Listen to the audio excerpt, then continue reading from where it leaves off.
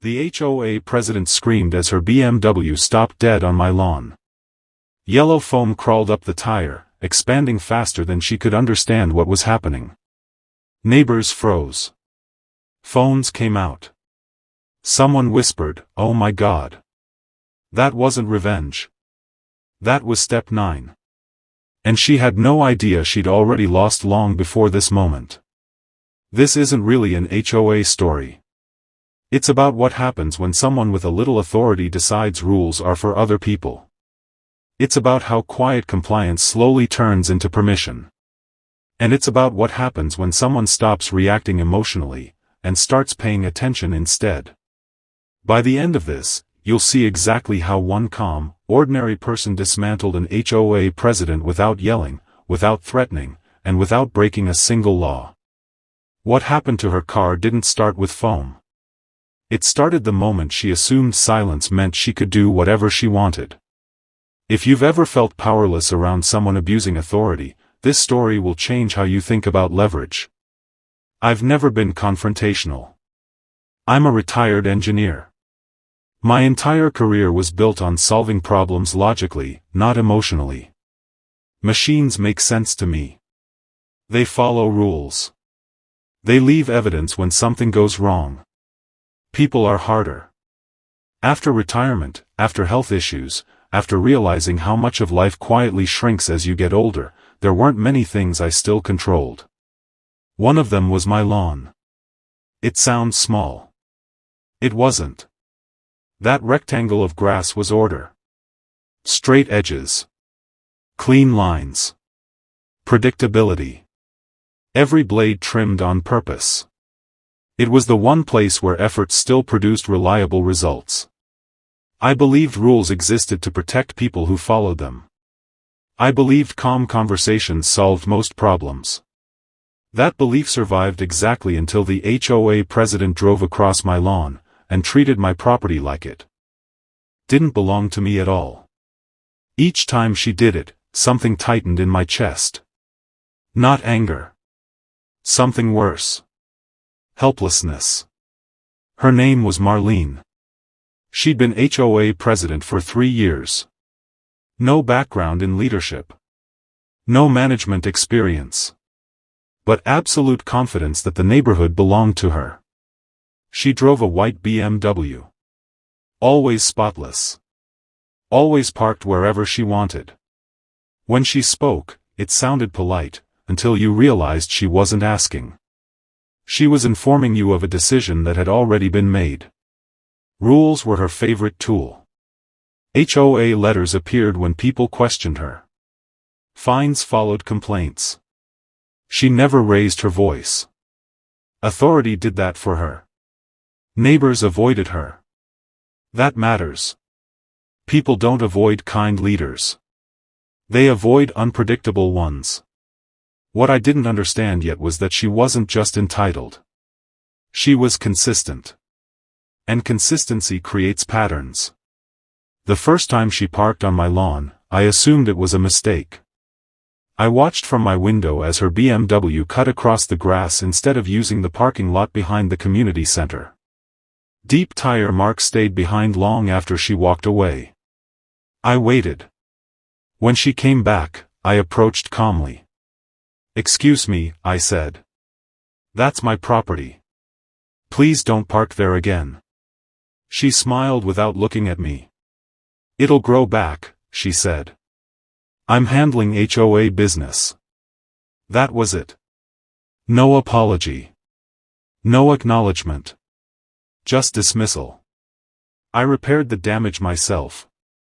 Smoothed the soil. Reseeded the grass. I told myself it wasn't worth conflict. That's what bullies count on. She did it again. Same path. Same tire angle. Same pause before parking. By the 5th time, I put up small signs. She drove over them. By the 10th time, I added posts with rope. She destroyed those too. Then the letters started. Violation notices. Fines. Claims that my barriers were unsightly and unsafe. She fined me for trying to protect my own property. By the 20th time, other cars followed her lead. If the HOA president could do it, why wouldn't they? My lawn stopped being grass. It became a shortcut. Patterns don't lie. And she never changed hers. Each time she crossed it, I felt smaller in my own home. The fines escalated. The damage escalated. Her confidence escalated. One afternoon she stood on my lawn and said, "Community needs come before individual preferences." She said it while standing on land she didn't own. Then came the invoice.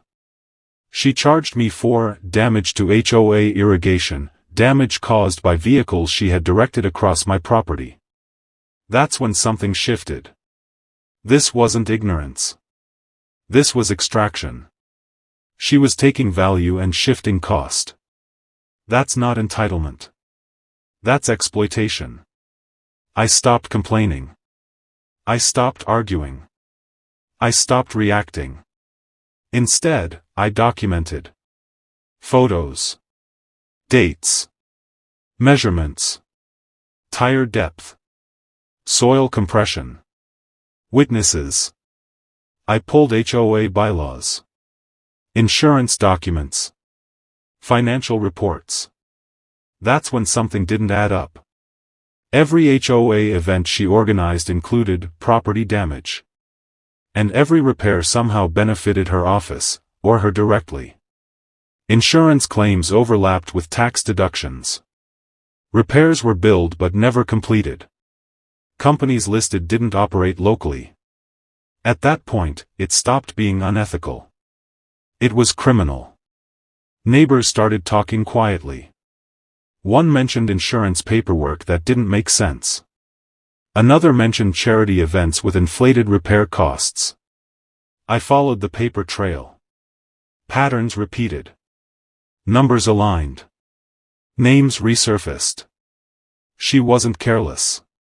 She was confident no one would connect the dots. That's when I understood the truth. The lawn wasn't the point. It was the proof. I didn't want revenge. I wanted it to stop. I needed something undeniable. Public. Legal. Irrefutable. No threats. No confrontation. Nothing illegal. Nothing permanent. Just a consequence she couldn't ignore. One can. $5. I waited. The next HOA event was larger than usual. Guests. Cameras. Local officials. She arrived late, as always. Her BMW followed the familiar path. Same tire. Same spot. There was a soft hissing sound first. Then the wheel stopped moving. Yellow foam expanded, locking the tire in place. Phones came out. She screamed. I walked out calmly. "You've parked here 47 times, I said. This is the 48th. Silence. Tow trucks couldn't move the car without cutting it free. Officials asked questions. Witnesses spoke. She denied everything at first. Blamed vendors. Blamed volunteers. It didn't matter. Power doesn't disappear loudly. It collapses when exposed. Investigators reviewed my documentation. Insurance fraud. Tax fraud. Abuse of authority. She wasn't fined. She was charged. The HOA removed her quietly. My lawn was restored. Better than before. The HOA rewrote its rules. Neighbors stopped being afraid. Peace returned. This was never about grass. It was about what happens when people mistake silence for permission. If you've ever stayed quiet just to keep the peace, only to realize later that silence cost you something, this story is for you. Comment below. Did staying quiet ever come back to hurt you? Silence costs. Paying attention changes that. And if you want more stories where patience beats power, You know where the subscribe button is.